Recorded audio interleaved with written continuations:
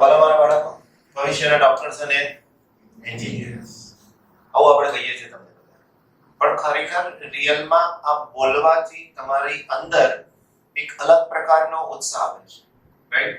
અને કોઈ પણ વિડિયો લેક્ચર તમે જુઓ છો એની ફર્સ્ટ 30 સેકન્ડ્સ બહુ જ ઇમ્પોર્ટન્ટ છે, બહુ જ ઇમ્પોર્ટન્ટ છે. એ તમને એની અંદર બનાયેલું રાખે છે અથવા તો તમને ક્લિક કરી અને બહાર ફેંકી દેવાનું મન થાય છે. સો ફિઝિક્સ એવો વિષય છે કે ભલભલાને રસ પડતો જ નથી, પણ આપણે ડબલ ની જોઈએ એટલે વધારે રસ પડે એવો આપણો આગ્રહ હોય છે. તો મારા બચ્ચાઓ, આપણે આગળ ચેપ્ટર નંબર 10 ની જે તરલના યાંત્રિક ગુણધર્મો છે એની ચર્ચાની અંદર આગળના ટોપિકમાં આપણી પાસે સ્ટોકનો નિયમ છે 10.5.1. શું છે આ સ્ટોક્સનો નિયમ? સ્ટોક અથવા સ્ટોક્સ નો નિયમ વૈજ્ઞાનિકના નામની સાથે જોડાયેલી આપણી ચર્ચા છે. ધ્યાન અહીંયા રાખીશું. સૌથી પહેલા સ્ટોક નામના વૈજ્ઞાનિક એવું સમજાવવાનો પ્રયત્ન કર્યો કે જ્યારે કોઈ પદાર્થ તરલ જેવા માધ્યમમાં ગતિ કરતો હોય ત્યારે તેની પર આ તરલ માધ્યમને કારણે લાગતો ગતિ અવરોધક બળ એ તે પદાર્થના વેગના સમપ્રમાણમાં હોય છે. તરલ તરીકે હવા પણ હોય, તરલ તરીકે પાણી પણ હોય, ઓઇલ પણ હોય, મધ પણ હોય, કશું પણ હોય. હવે એની અંદર નાની, લીસી, ગોળાકાર, દળદાર વસ્તુની ગતિ કરાવવાની. નાની, લીસી, ગોળાકાર, દળદાર વસ્તુને ગતિ કરાવવાની. હવે એના માટે સૌથી સારી વસ્તુ એ સાયકલના વ્હીલની અંદર જે એક્સલ છે ને, ત્યાં બેરિંગ્સની જગ્યાએ નાના નાના સ્ફિયર્સ હોય છે, જેને આપણે છરા કહીએ છીએ. હવે નામ છરા કેમ પાડ્યું એ હું પણ નથી સમજી શક્યો, તમે પણ નથી સમજી શક્યા. છરો એ વસ્તુ અલગ છે, આપણા કામનું છે, પણ એને સ્ફિયર્સ કહીએ છીએ. તો આ સ્ફિયર્સ એ જ્યારે તરલમાં ગતિ કરે તો એની પર લાગતો સ્ટોકના નિયમ અનુસારનું જે બળ છે એ વેગ આધારિત છે. અને આ બળનું સૂત્ર હું લખું તો F of v is equal to 6 pi eta r. આવું સૂત્ર છે. 6 pi તો અચળ છે, ખબર જ છે. eta નો મતલબ જે તે તરલ લીધો એનો શ્યાનતા ગુણાંક. તો 6 pi eta નો મતલબ ક્લિયર થઈ ગયો. r નો મતલબ જે ગોળો વિચાર્યો હતો એની ત્રિજ્યા. કોઈ એમ કે ના સર, આપણે ત્રિજ્યાને r નથી કેવું, મારે તો એ કેવું છે. રાઈટ? એના પછી v, એનો મતલબ તરલની અંદર જે તે પદાર્થનો વેગ. હવે આ બળનો અનુભવ તમને પણ કોઈક રીતે થયો છે. જ્યારે વાવાઝોડું અથવા પવન હોય અને એવા સમયે આપણે સાયકલ ચલાવતા ચલાવતા જઈએ તો એ હવાના ઘર્ષણનો અનુભવ થાય છે. આવો જ અનુભવ તમે જ્યારે હવા ઓછી વહેતી હોય ત્યારે પણ થાય. સાયકલ દો પૈયા વાહન, નોન પોલ્યુટેડ, એક સારામાં સારો વ્હીકલ, બરાબર? તો એ સાયકલ લઈને જતા હોઈએ, શાંતિથી નીકળ્યા હોય આમ ટેલતા ટેલતા, તો આવા બળનો અનુભવ ઓછો થાય છે. પણ એ જ સાયકલ ફાસ્ટ ચલાવી એનો મતલબ વેગ વધારે છે. હવે વેગ વધારે છે તો એની પરનું ગતિ અવરોધક બળ પણ વધી જશે. ખ્યાલ આવ્યો? ગતિ અવરોધક બળ પણ વધી જાય છે. That means F is proportional to V. આવું થઈ શકશે. F is proportional to V. બીજી બાબતની ચર્ચા આની સાથે જે કરવાની છે તે, મારી પાસે આવું એક તરલ છે અને એને એક પાત્રમાં ભર્યું છે. આ પાત્ર છે, આ એના સ્તર વિચારે છે. આ નળાકાર પાત્ર છે એવું કહીએ છીએ. આ પાત્રની દીવાલો છે અને એની અંદર આવું કંઈક તરલ છે. હવે આમાં એક ગોળો, જેને સ્ફિયર કહીએ છીએ, એને અહીંથી હું મુક્ત પતન કરાવું છું. આ ગોળાને આપણે મુક્ત પતન કરાવીએ છીએ. ફરીથી ગોળાને મુક્ત પતન કરાવીએ છીએ. મુક્ત પતન થાય મારા વાલાઓ એટલે એનો પ્રારંભિક વેગ 0. આની ઉપર કેટલા અને કયા બળ લાગે એ સમજવાનું છે. ફરીથી આની ઉપર કેટલા અને કયા બળ લાગે એ આપણે સમજવાનું છે. તો લાગતા બળની જો હું વાત કરું તો સૌથી પહેલું બળ એનું પોતાનું વજન બળ હોય. નંબર 1 ગોળા પર લાગતું વજન બળ અથવા ગોળાનું વજન બળ. રાઈટ. હવે વજન બળનું સામાન્ય સૂત્ર લખીએ છીએ તો mg. હવે આ જે ગોળો છે એ કોઈક ઘન દ્રવ્યનો બનેલો છે તો એની ઘનતાને હું ρ કહી દઉં. તો આની સાથે હું દળની કિંમત મૂકવા માંગુ છું. તો અહીંયા લખું કે ગોળાનું દળ m બરાબર ρ ઇન્ટુ v. ρ એટલે શું બચ્ચાઓ? ગોળાના દ્રવ્યની ઘનતા. બરાબર.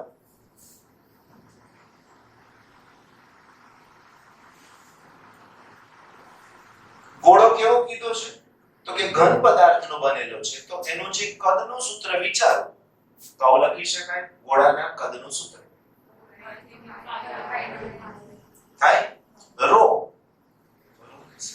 આ કિંમત હું દળની જગ્યાએ મૂકી દઉં તો અહીંયા મને F1 બરાબર ત્રિજ્યા L છે. સમજાયું? નંબર 2 જેવો આ ગોળો આની અંદર આવશે એટલે એની પરનું આ પહેલું બળ થઈ ગયું F1. જેવું એ તરલના સંપર્કમાં આવે કે તરત જ એની ઉપર ઉત્પ્લાવક બળ લાગે. સમજાયું છે? ઉત્પ્લાવક બળ એ એની ગતિની વિરુદ્ધ દિશામાં હોય. આ બળને હું નામ આપું F2. F2 નો મતલબ કીધો ઉત્પ્લાવક બળ. તો ઉત્પ્લાવક બળ કેટલું હોય તો યાદ કરો મેં તમને કીધું છે કે અહીં લાગતું ઉત્પ્લાવક બળ એ જે તે પદાર્થે વિસ્થાપિત કરેલા તરલના વજન જેટલો હોય છે. તો અહીંયા હું લખું ગોળા પર તરલને કારણે લાગતો ઉત્પ્લાવક બળ. સૂત્ર થઈ શકશે F2 m into g. પણ દળને હું નામ આપી દઈશ m dash. રાઈટ. અહીંયા લખી શકીએ m dash બરાબર વિસ્થાપિત તરલનું. હવે m dash ની કિંમત મારે લખવી હોય તો આની જેમ લખો સિગ્મા into v. ρ એ ગોળાના દ્રવ્યની ઘનતા હતી. સિગ્મા એ તરલના દ્રવ્યની ઘનતા છે. તો અહીંયા લખી શકું સિગ્મા into 4/3 pi eq. આ કિંમત અહીંયા મૂકી દો તો હવે F2 is equal to 4/3 pi eq sigma. Right? into g. સમીકરણ નંબર 2. સિગ્મા શું છે એવું કહી દઈએ એટલે ખ્યાલ આવે. સિગ્મા બરાબર તરલની ઘનતા. હવે જેમ જેમ આ ગોળો આગળ જશે તેમ ત્રીજું બળ અસ્તિત્વમાં આવશે અને હશે શ્યામતા બળ. તો અહીંયા લખી શકીએ ત્રીજું બળ નંબર 3 કયું બળ તો કે શ્યામતા બળ. રાઈટ. શ્યામતા બળ કરતા પણ સ્ટોકના નિયમ અનુસારનું બળ એવું લખીએ. સ્ટોકના નિયમ મુજબ ગતિ અવરોધક શું થાય સૂત્ર તો કે F of v is equal to 6 pi eta rv. સમીકરણ નંબર r ની જગ્યાએ આપણે એ લખીએ ab. સમીકરણ નંબર 3. ગોળા પરનું પરિણામી બળ કેટલું થાય? હવે આ ગોળો અહીંયા હવે આ ગોળો આ કન્ડિશન તો એની ઉપર ત્રણ બળ અસ્તિત્વમાં આવે. પહેલું બળ F1, બીજું બળ F2, ત્રીજું બળ F3. ખ્યાલ આવ્યો? ગતિ અવરોધક બળ પણ કઈ દિશામાં લાગે? તો કે ગતિ અવરોધક બળ એ ગતિની વિરુદ્ધ દિશામાં લાગે. લખીએ. ગોળા પરનું પરિણામી બળ જેને હું F કહું તો જે દિશામાં ગતિ કરે છે બળને પ્લસ લેવાનું અને એનાથી વિરુદ્ધ દિશાના બળને માઈનસ લેવાનું. આવું તમને ચેપ્ટર નંબર 5 માં શીખવાડ્યું છે ગતિ વિષય કોયડાના ઉકેલની અંદર કે પદાર્થ જો સ્થિર છે તો સમેશન F0 થાય. પદાર્થ ગતિ કરે છે તો જે દિશામાં ગતિ કરે છે એ દિશાનું બળ પ્લસ, બાકીના બધા જ બળને માઈનસ. તો ગોળો નીચે જાય છે તો એ પ્લસ, બાકીના બે બળ minus. That means F is equal to F1 minus F2 minus F3. હવે આ બધી કિંમત મારે મૂકી દેવાની. 1 2 અને 3. બરાબર સમજજો ફિઝિક્સ ને. F is equal to F1 ની વેલ્યુ, F2 ની વેલ્યુ, FV ની વેલ્યુ. રાઈટ? હવે તમે જોઈ શકો છો એક જ મિનિટ. રાઈટ? તમે જોઈ શકો છો કે સમગ્ર ગતિ દરમિયાન આ F1 બળ અચળ છે. કેમ? તો કે આમાંથી કશું બદલાતું જ નથી. એવું જ સમગ્ર ગતિ દરમિયાન F2 બળ પણ અચળ છે. 4/3 પાઈ a સિગ્મા g rho કશું જ ના બદલાય.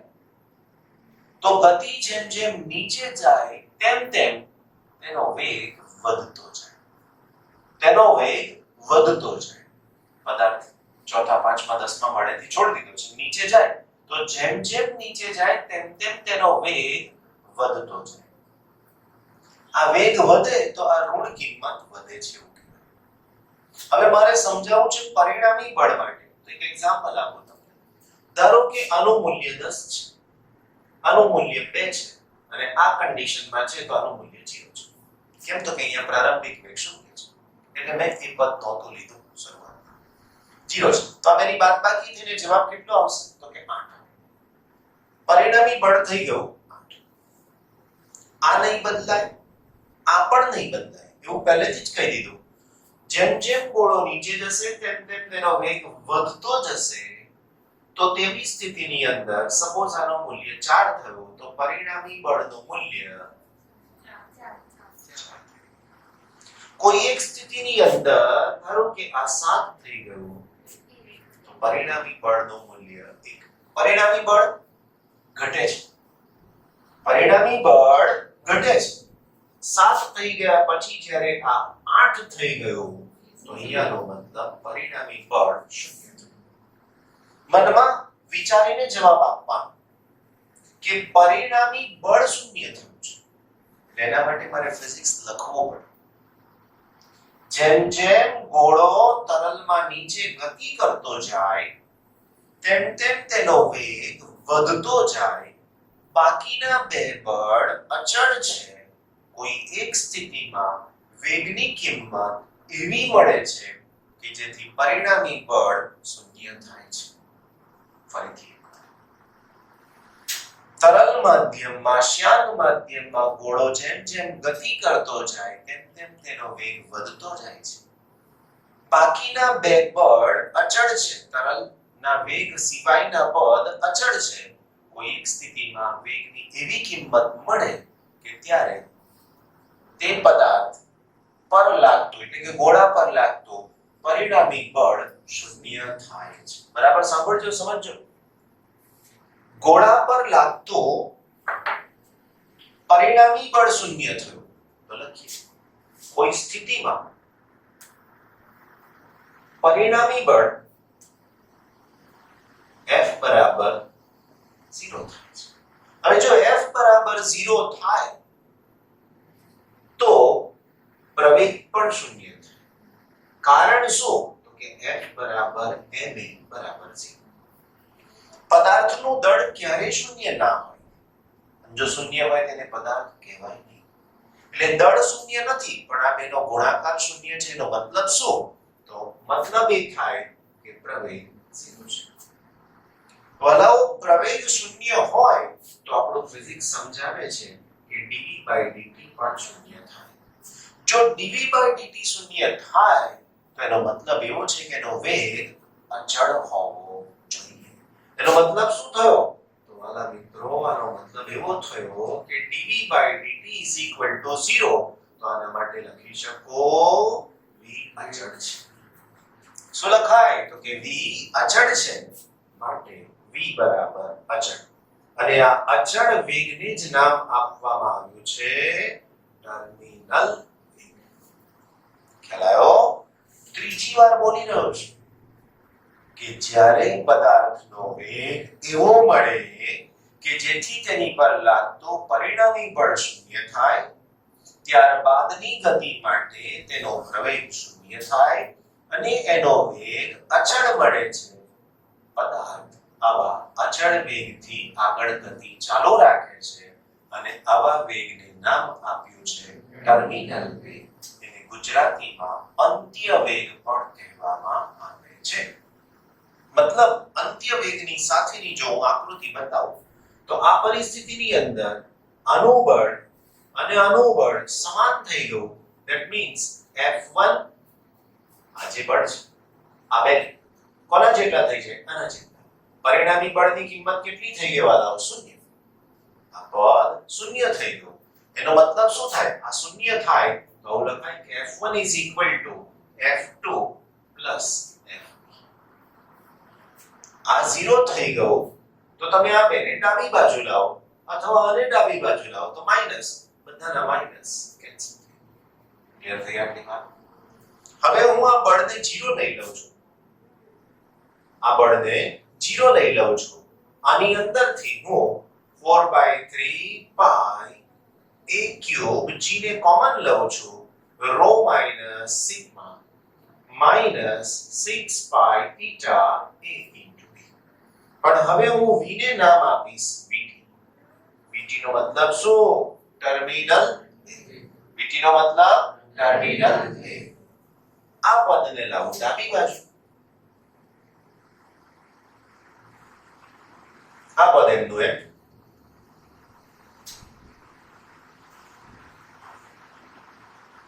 થઈ ગયો? ઓકે. એક પાઈ કેન્સલ થઈ જશે.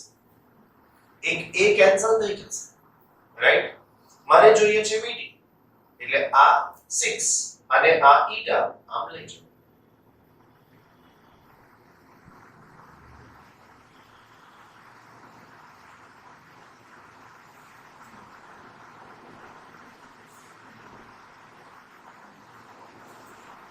સમજાયું?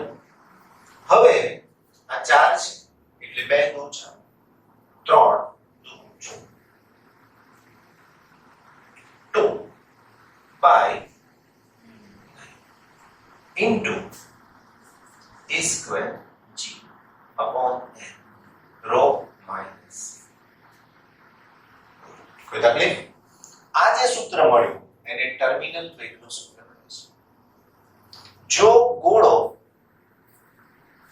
ઘન પદાર્થનો હોય અને એમાં પણ rho greater than sigma, એનો મતલબ આ તરલ કરતા આ ગોળાની ઘનતા વધારે હોય તો ગોળો નીચે તરફ ગતિ કરશે કારણ કે આની બાદબાકી ધન મળશે. પણ કેટલાક કેસની અંદર rho less than sigma હોય, જેમ કે પાણીની અંદર રચાતા હવાના પરપોટા. પાણીની અંદર રચાતા હવાના પરપોટા. તો એના માટે શું હોય? તો હવાનો પરપોટો કીધો વાલા. આ હવા છે અંદર. અહીંયા બહાર શું છે? તરલ છે. તો હવાની ઘનતા તરલની ઘનતા કરતા ઓછી છે. તો rho less than sigma બાદબાકી કેવી મળશે? ઋણ મળશે. ઋણ મળે એટલે પરપોટો ઉપર જાય છે. ખ્યાલ આવી ગયો? આ સૂત્ર તો તરલનું છે. આપણે એને વિદ્યુત અને ચુંબકત્વમાં નેક્સ્ટ યર ઉપયોગમાં લેવાનું આવશે. ધ્યાન રાખજો, નેક્સ્ટ યર કીધું. ત્યાં પણ આવા સૂત્રની આપણને આવશ્યકતા હોય છે. બીજી એક અગત્યની વાત, આપણી ટેક્સ્ટબુકની અંદર આવી રીતે સમજાયું નથી. આપણી ટેક્સ્ટબુકની અંદર આ સૂત્રમાંથી ડાયરેક્ટ આ પદ લખેલું છે. સર અહીંયા અને સીધો જ આ સૂત્ર આપી દીધું છે. બીજી કોઈ જ વધારાની આડી અવળી ઊંચી નીચી ત્રાસી વાત કરી નથી. એટલે થોડુંક સમજી લેવાનું.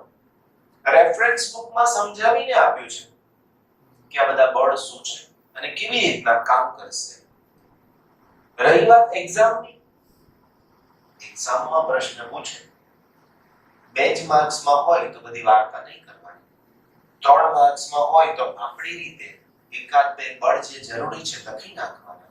આ વધારાનું નહીં આવવું જોઈએ. સીધું સૂત્ર અને એના પછી પ્રમાણમાં જવાનું. રાઈટ? કારણ 3 માર્ક્સ પ્રમાણે જ કિંમત આપણે એને ચૂકવવાની. પરંતુ જો આપણે નીટની તૈયારી કરી રહ્યા છે, જેડબલઈ ની તૈયારી કરી રહ્યા છે, તો તમારી પાસે આ બધું જ જ્ઞાન હોવું જરૂરી છે. ડોન્ટ અંડરએસ્ટિમેટ કે આ પૂછશે ના નહીં પૂછે, કારણ કે ફિઝિક્સ લિંક છે, જોડાયેલું છે બધા. એટલા માટે આ વાત જરૂરી છે. ઓકે,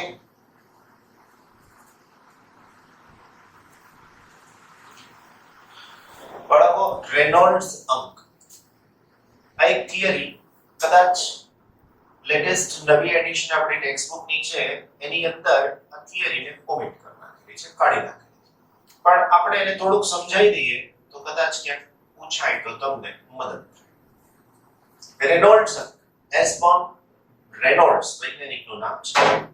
એમણે તરલની ગતિનો અભ્યાસ કર્યો અને એક ચોક્કસ સૂત્ર સમજાવ્યું જે માત્ર અંક દર્શાવે છે અને અંકની કિંમત પરથી એમણે નક્કી કર્યું કે એ તરલનું વહન ધારારેખી હશે. નંબર 2 પ્રક્ષુબ્ધ હશે. નંબર 3 અસ્થાયી હશે. હવે આવું સમજાવવા માટે આવી એક વહન નળીનો વિચાર કરીએ.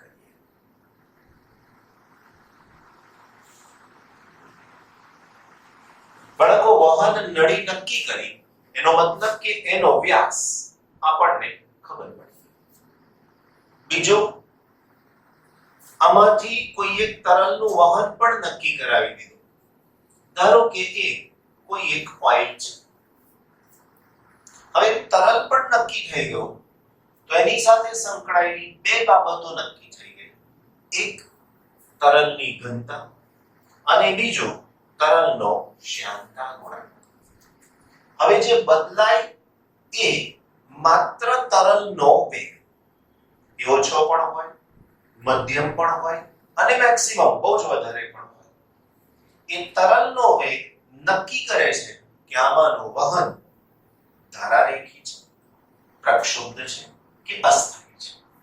એમણે જે સૂત્ર આપ્યું રેનોલ્ડ્સ અંકના સંદર્ભમાં, એને આપણે આરી કહીએ છીએ.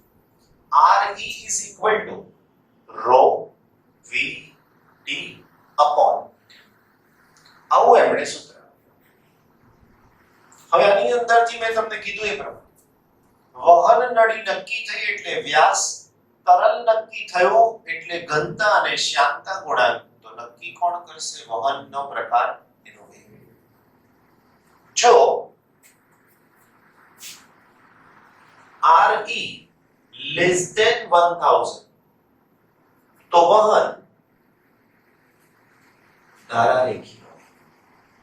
હવે તમારા માઇન્ડમાં એકદમ ક્લિયર હોવી જોઈએ વ્યાખ્યા કે ધારારેખી વહન કોને કહેવાય. તો જે તરલ વહન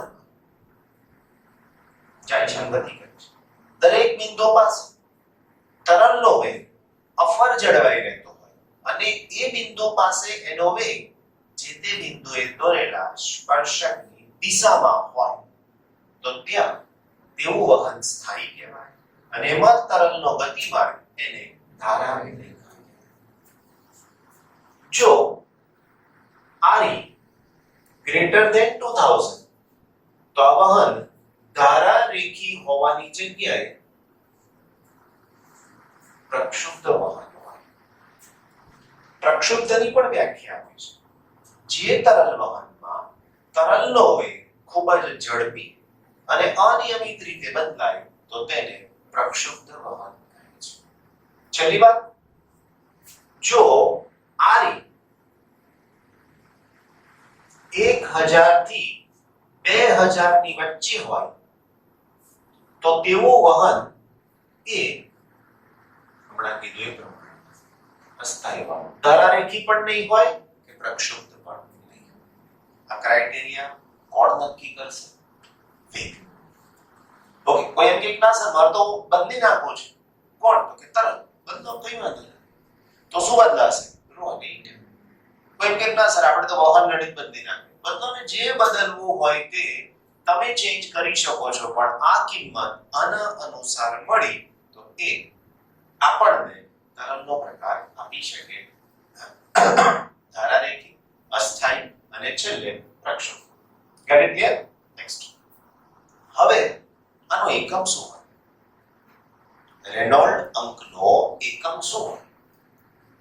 તો મને તો ખબર નથી. એટલે હું આમાં દરેકના પારિમાણિક સૂત્ર મૂકી દઉં એટલે મને ખબર પડી જાય.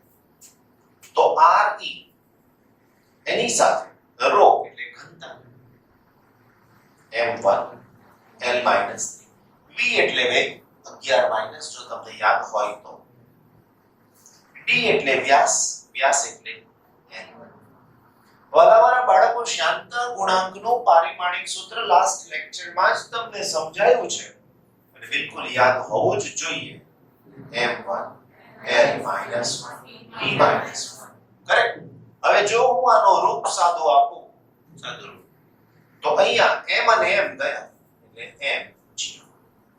L - 3 છે, અહીંયા L1 અને આ પણ ઉપર જાય એટલે L1 એટલે L1 1 અને 1 L3 થઈ ગયા. ઓલરેડી 3 છે તો અહીંયા આવશે L0 અને આનો જવાબ આવશે D0. મતલબ એકમ રહી, પરિમાણ રહી, એની પાસે કશું છે નહીં. એટલા માટે જો 1000 પછી કશું લખ્યું નથી, 2000 પછી કશું નથી. એટલે બીજી વાત, આ સૂત્રને મારે બીજી રીતે રજૂ કરવું છે, જેમાં બે બળના સંદર્ભમાં આ સૂત્રને રજૂ કરવામાં આવ્યું છે. બે બળના સંદર્ભ. RE મને છેદમાં લાવવો છે શ્યાનતા બળ. છેદમાં મને જોઈએ છે શ્યાનતા બળ. હવે શ્યાનતા ગુણાંકનું સૂત્ર તમને યાદ છે.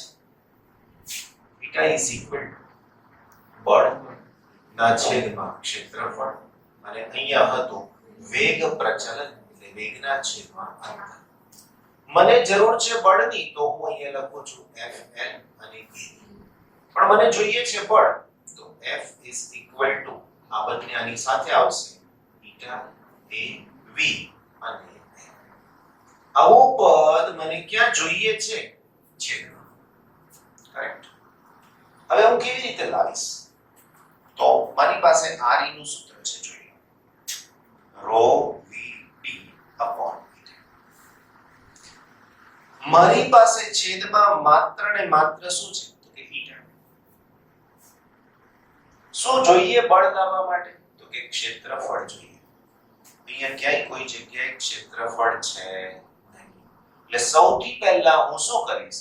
તો કે ક્ષેત્રફળ વડે ભાગ્યા, તો ક્ષેત્રફળ વડે ગુણ્યા.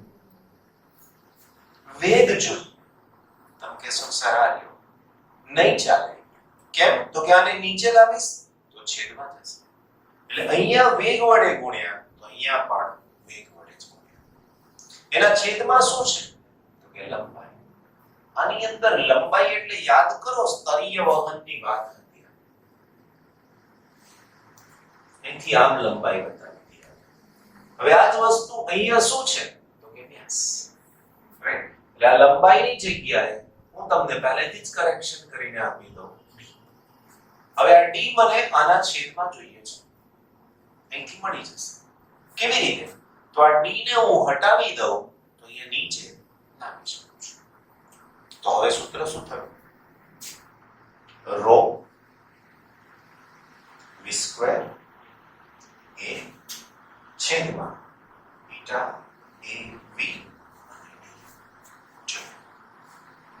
કયો બળ? શ્યામતા. તો હવે મારી પાસે આની નું સૂત્ર થઈ ગયું છેદમાં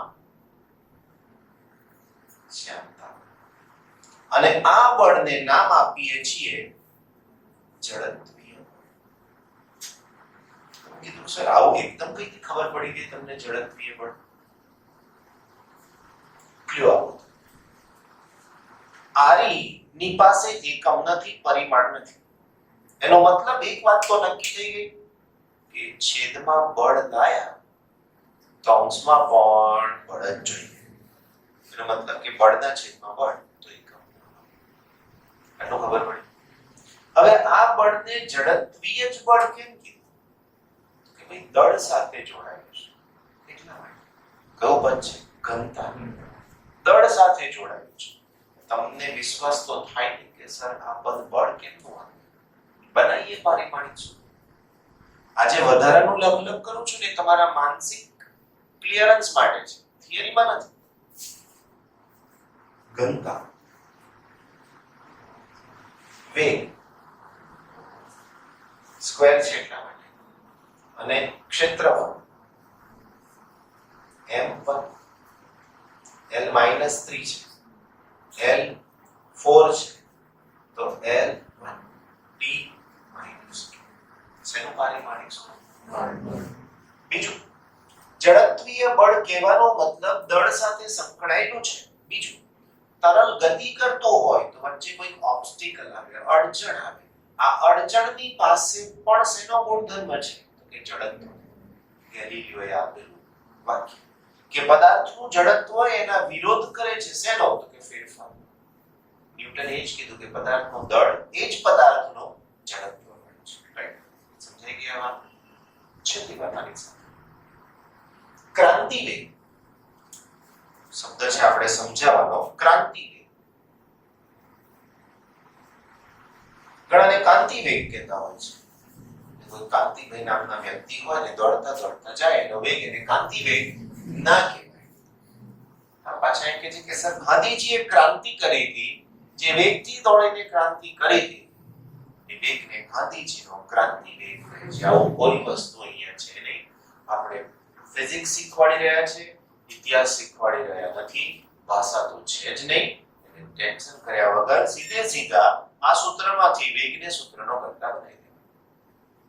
વેગને સૂત્રનો કર્તા બનાવી દેવાનો. તો સૂત્ર થઈ ગયું v is equal to I into eta ના છેદમાં rho into d.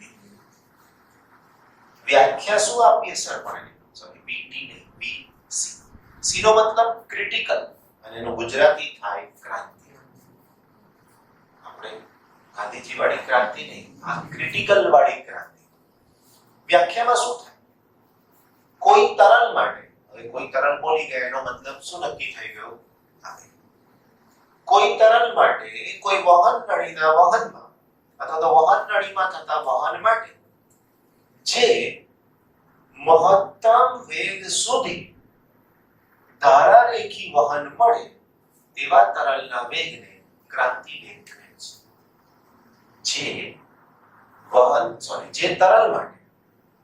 જે તરલ માટે જે મહત્તમ વેગ સુધી, મહત્તમ વેગ એટલે વેગની કેવી વેલ્યુ?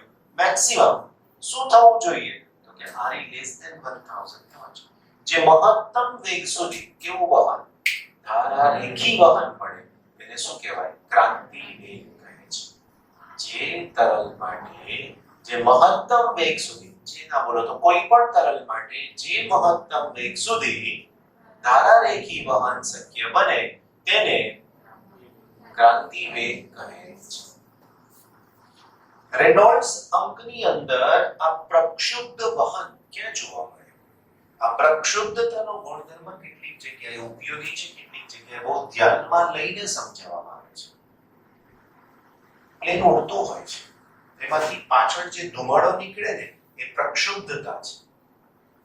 પાણીની અંદર ચાલતી બોટ, એનો જે ફેન આમ ફરે તો એની સાથે સંકળાયેલી જે વાત છે એ પણ એની પ્રક્ષુબ્ધતા છે.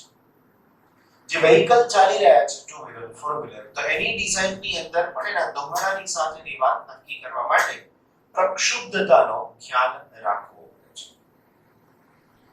તમારા ઘરમાં પણ તમારા મમ્મી એક પેલું સાધન ઉપયોગમાં લે છે, વલોણી કહીએ છીએ.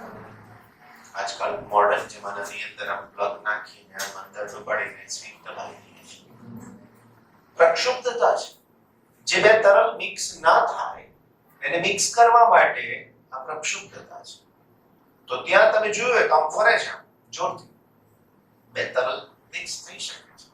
તો આ બધું પ્રક્ષુબ્ધતાની સાથે સંકળાયેલી બાબત છે. એમાં પણ એના વેગની સાથેની વાત આવે છે. વલોણી લઈને સવારથી સાંજ સુધી જો આમ ધીમે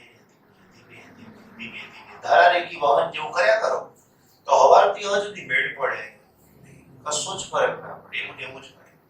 અમુક કરતા વધારે સ્પીડથી ફેરવવું પડે તો જ પરિણામ ઝડપથી મળે છે. કેમ? તો કે વહન કેવું થાય? પ્રક્ષુબ્ધ થાય, તો જ એનું પરિણામ જે તે રીતે મળી શકશે. ક્લિયર? ચેપ્ટર નંબર 10, ઉદાહરણ નંબર 10.9, પેજ નંબર છે 263. ક્વેશ્ચન છે, આકૃતિ 10.15 માં દર્શાવ્યા મુજબ, એનો મતલબ કે ક્વેશ્ચન ની અંદર તમને આકૃતિ આપેલી હશે. 0.1 મીટર સ્ક્વેર ક્ષેત્રફળનો ધાતુનો એક બ્લોક, ક્ષેત્રફળ આપેલું છે વાલાઓ, એ બરાબર 0.1 મીટર સ્ક્વેર. ધાતુનો એક બ્લોક એક આદર્શ ગરગડી પરથી પસાર થતી દોરી કે જે દળ રહિત અને ઘર્ષણ રહિત છે મારફતે 0.010 kg સાથે, દળ આપેલું છે 0.01 kg, પાછળ 0 લખો કે ન લખો કોઈ મતલબ નથી, દળ સાથે જોડે છે. પ્રવાહીનું 0.3 મિલીમીટર જાડાઈ ધરાવતું સ્તર, પ્રવાહીના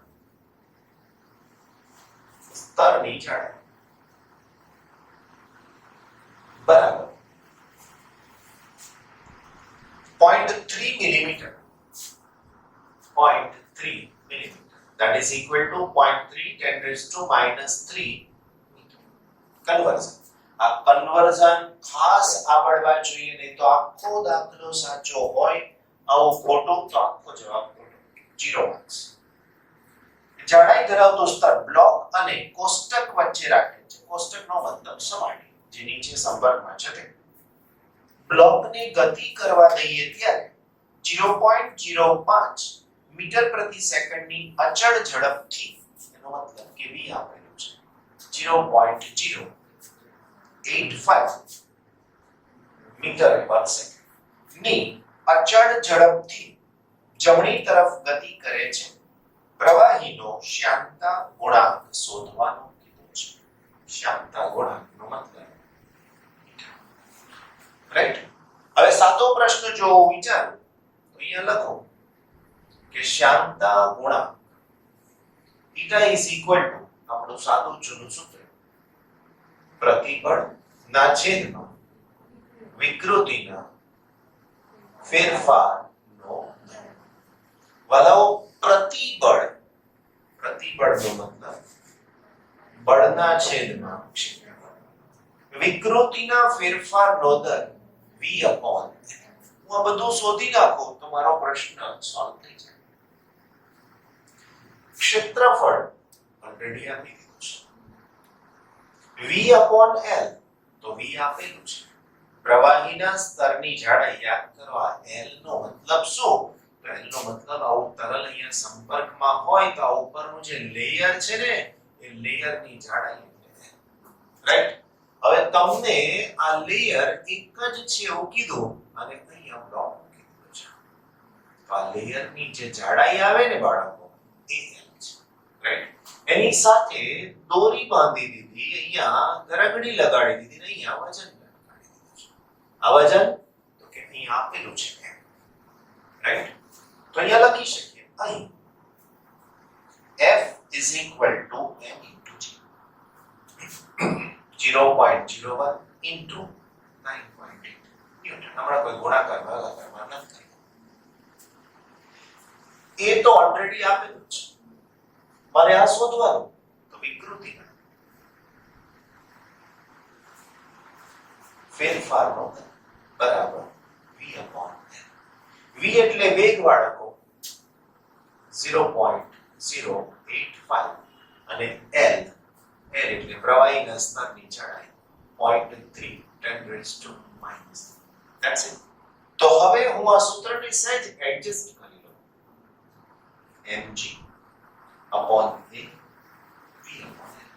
Right? mg. Okay. ક્ષેત્રફળ v upon l. v upon l. l ઉપર જાય, છેદ છે ઉપર જાય, આનો ગુણાકાર અને આની સાથે ભાગાકાર.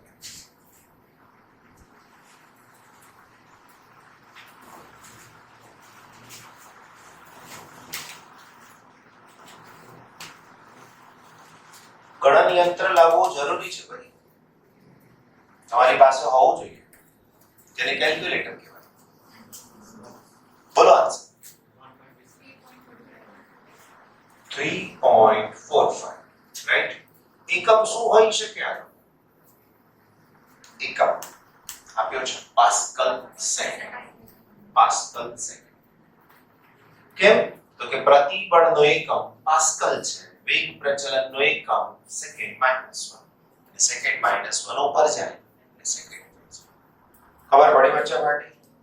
તમને જે દાખલો સમજાવીને આપેલું છે એમાં ધાતુનો બ્લોક દોરીમાં તણાવને લીધે જમણી તરફ ગતિ કરે. તણાવ T નું માન લટકાવેલ દળ m ના વજન જેટલું છે. આમ આકાર વિકૃતિ કરનારું બળ F = T = mg કિંમત શોધી નાખીએ. તરલ પરનું આકાર પ્રતિબળ, એના પછી વિકૃતિનો દર અને છેલ્લે કિંમત મૂકેલી છે. રાઈટ.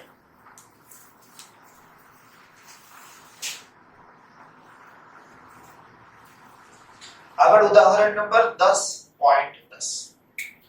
એક ટાંકીમાં 20 ડિગ્રી સેલ્સિયસ તાપમાને ભરેલા તેલમાં થઈને પતન પામતા 2 મીટર ત્રિજ્યાના 2 મિલીમીટર ત્રિજ્યાના, તો A is equal to 2 millimetre, 2 into 10⁻³ metre. Again કહું છું, કન્વર્ઝન આવડતા જ હોવા જોઈએ. કન્વર્ઝન મેં લખ્યું 1 મિલીમીટર બરાબર 10⁻³ મીટર. 2 મિલીમીટર ત્રિજ્યાના એક કોપર બોલનો અંતિમ વેગ, અંડરલાઈન કરી રાખજો, અંતિમ વેગ. વાળો અંતિમ વેગ એટલે ટર્મિનલ વેગ, vd 6.5 સેન્ટીમીટર પર સેકન્ડ છે. સેન્ટીમીટર પર સેકન્ડ ને મારે શેમાં કન્વર્ટ કરવાનું? મીટર પર second. So is equal to 6.5 10⁻² meter per second. 1 centimeter 10⁻² meter. 20 degree Celsius તાપમાને તેલની શાંતતા ગણો. શાંતતાનો મતલબ n શોધવાનું પૂછ્યું છે. તેલની ઘનતા આપેલી છે ρ, that is equal to 1.5 into 10⁻³ kg per meter cube. તાંબાની ઘનતા આપેલી છે. તેલની ઘનતા એટલે આપણે સિગ્મા લખીએ, રાઈટ, સૂત્ર પ્રમાણે. તેલની ઘનતા અહીંયા લખીએ તાંબાની ઘનતા ρ, that is equal to 8.9 10⁻³ kg per meter cube. Right. હવે આપણા પાસે ટર્મિનલ વેગ, અંતિમ વેગનું સૂત્ર શું છે? ગોળાનો અંતિમ વેગ, જેને આપણે નામ આપીએ vt = 2/9 a²g/m into ρ - c. મને જોઈએ છે eta.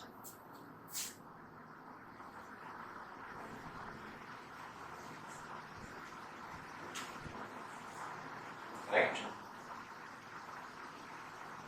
એનો સ્ક્વેર છે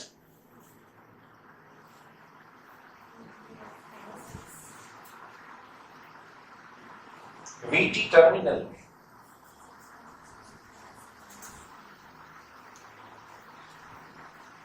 ρ અવરોધકતા, ઘનતા. સિગ્મા 1.5 સૌથી પહેલા આની બાદબાકી થાય ઓકે પ્લસ આ બંનેની બાદબાકી થાય પહેલા પછી ગુણાકાર અને પછી ભાગાકાર જવાબ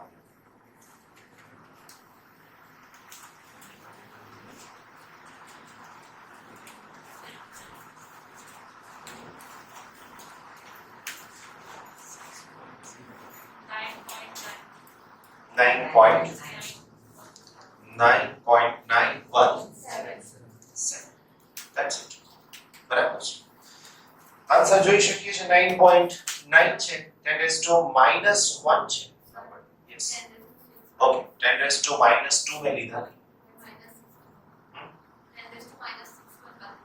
હા એટલે આ -6 અને આ 3 લઈ લીધા એટલે -3 થઈ ગયા પણ આ -2 ઉપર જાય પ્લસ થાય એટલે અહીંયા લખવું પડે